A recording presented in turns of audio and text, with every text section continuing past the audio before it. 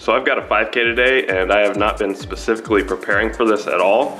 And recovery has been pretty tough since Houston, but I'm just gonna see where I'm at today. I'm not expecting to knock it out of the park, nor could I if I tried, but we'll just see where I'm at. I figured that this would be a good opportunity to show to you and explain to you my full warm-up routine for a race. So when the race is in the morning, the first thing I do when I wake up is some mobility drills. I've actually got a full video on a beginner mobility routine, so I'm gonna put the link to that down in the description and you can figure out exactly the purpose of that and everything like that. If I have a race at some time other than the morning, I'll just do those mobility drills about 60 to 90 minutes before the race starts. So the next part of my warm-up is some easy running, and I'll start the easy running 45 to 50 minutes out from the start of the race. If I'm doing a race 10K or over, I'll just do 15 minutes or roughly 2 miles of easy running and call it at that.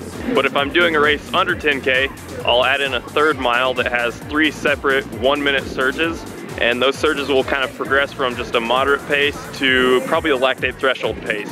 So it's 50 minutes out from the race right now, so I'm gonna go get that done. So once you're done with the running portion of your warm-up, this is a good time to change into your competition shoes and a good time to use the bathroom if you need to. So now the next part of my warm-up is to do some various form drills. You can pick any assortment or do these in any order. I don't think it really matters. I don't even know that these are necessary, but I like to do them. Similar to the mobility drills, I like to think it gets your range of motion going in a format that's more similar to running than the mobility drills.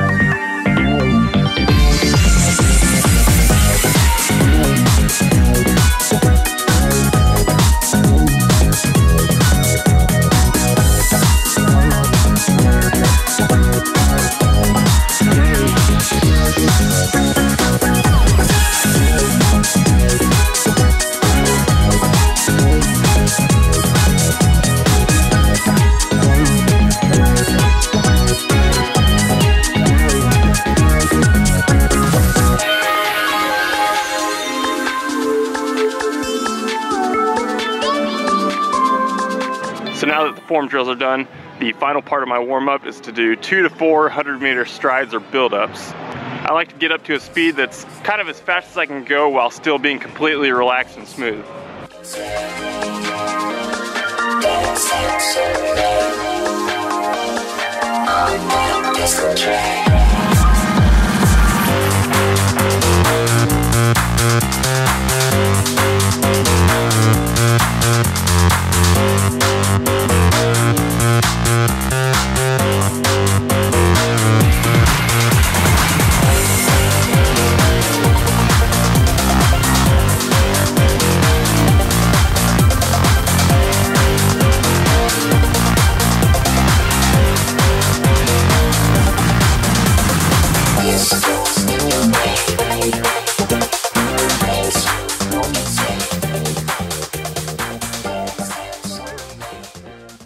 So to recap my warm-up routine for a race, 60 to 90 minutes out, do the mobility drills.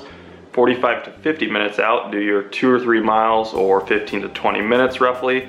Whether you do the fartlek or not, that's up to you. And then once you're done with the running, fill in the rest of the time with any race-specific stuff like switching shoes or going to the bathroom, and then do some form drills and some strides. I also think it's important that if you're racing in some pretty cool weather, keep your warm-up clothes on as long as possible before you go to the start line. This is pretty close to the exact warm-up routine that I'll use for any workout as well, so any interval workouts or tempo runs.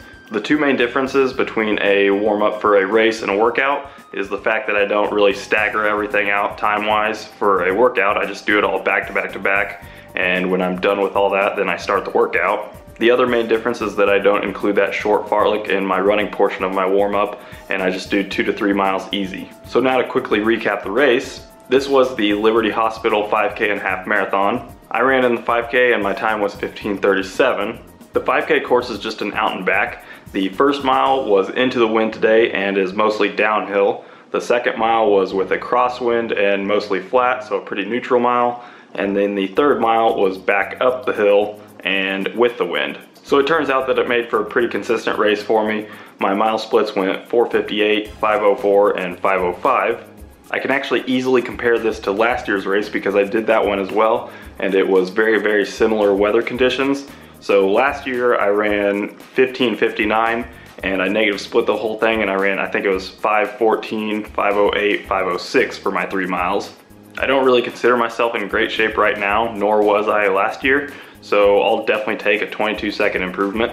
I've needed a lot of recovery since Houston, and it's been really tough for me to get back into the swing of things. My body just hasn't felt very structurally sound since Houston, so I've needed to take some days off here and there, and it's kind of led to some inconsistent training. I've still been putting in a little bit of good work, but definitely taking the days off when I feel like I really need them. For example, last week I had something flare up in my glute, and I really wanted to be on the safe side because it was similar to a pretty serious injury that I've had in the past.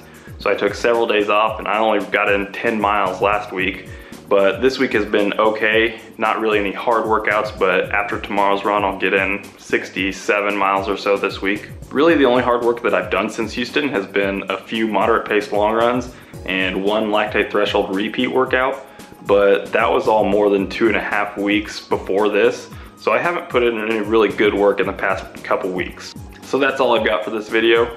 I just figured you all would be wanting an update from me since I've been off the grid for a little while. My coaching duties definitely take priority over this YouTube channel, and we get super busy during the indoor season because we host lots of really big and important meets. So my next short-term goal is to attack some PRs on the track this outdoor season, so stay tuned for progress on that.